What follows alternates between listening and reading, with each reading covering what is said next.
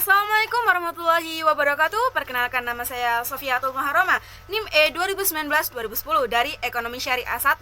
Di sini saya akan menanggapi atau mereview video sebelumnya dari Bapak Abdul Wadud Nafis LC MEI selaku dosen pengampuh mata kuliah Ekonomi Makro Islam. Di sini saya akan mereview atau menanggapi tentang kebijakan moneter dalam perspektif ekonomi Islam. Yang pertama, pengertian kebijakan moneter. Kebijakan moneter adalah seperangkat kebijakan ekonomi yang dibuat untuk mengatur ukuran serta tingkat pertumbuhan pasukan uang di dalam perekonomian negara.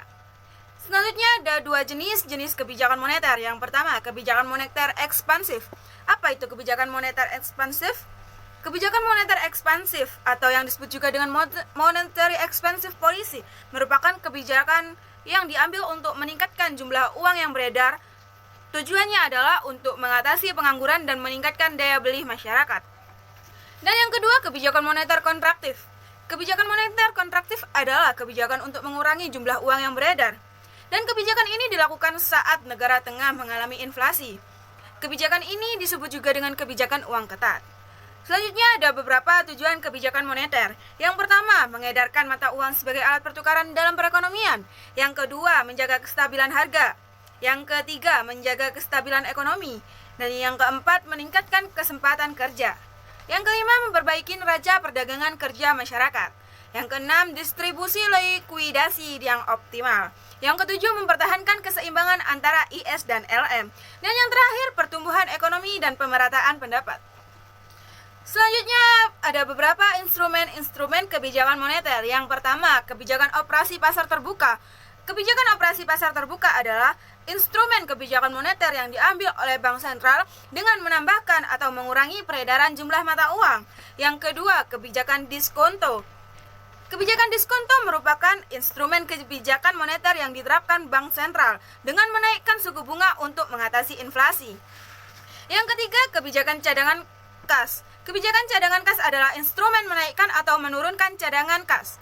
Yang keempat, kebijakan kredit ketat. Kebijakan kredit ketat merupakan instrumen kebijakan moneter dengan 5C, yaitu karakter, capability, collateral, capital, and conditional of economy. Yang kelima, kebijakan dorongan modal. Kebijakan dorongan modal adalah instrumen untuk memperbaiki dan mengawasi masalah uang yang beredar. Dan ada beberapa mazhab instrumen kebijakan moneter dalam Islam, dalam ekonomi Islam.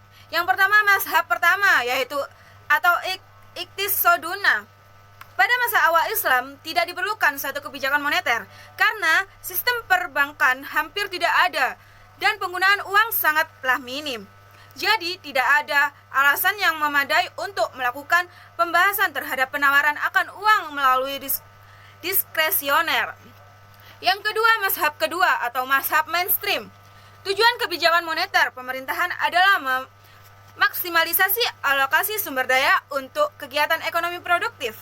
Al-Quran melarang praktek penumpukan uang atau money hoarding karena membuat uang tersebut tidak memberikan manfaat terhadap peningkatan kesejahteraan masyarakat. Oleh sebab itu, mazhab ini merancang sebuah instrumen kebijakan yang ditujukan untuk mempengaruhi kecilnya permintaan akan uang agar dapat dialokasikan pada peningkatan produktivitas perekonomian secara keseluruhan. Selanjutnya, instrumen kebijakan moneter dalam ekonomi Islam. Yang pertama, nisbabul ihtiyati. Yang kedua, iqna al-ma'wi. Yang ketiga, nisbatul iqrad. Yang keempat, i'adatus sanadat. Yang kelima, as-suqaul islamiyah. Yang keenam, islamic suku. Yang ketujuh, al-istisman al-hukumi. Dan yang terakhir, adafut tasdik. Selanjutnya, instrumen kebijakan moneter dalam ekonomi Islam. Yang pertama, nisbabul ihtiyati. Yang kedua, iqnat al-ma'wi. Yang ketiga, nisbatul iqrad. Yang keempat, i'adatus sanad. Yang kelima, as-suq al-islamiyah. Yang keenam, al-istiman al-hukumi. Yang ketujuh, adatut tasdik. Sekian, terima kasih penjelasan dari saya. Wassalamualaikum warahmatullahi wabarakatuh.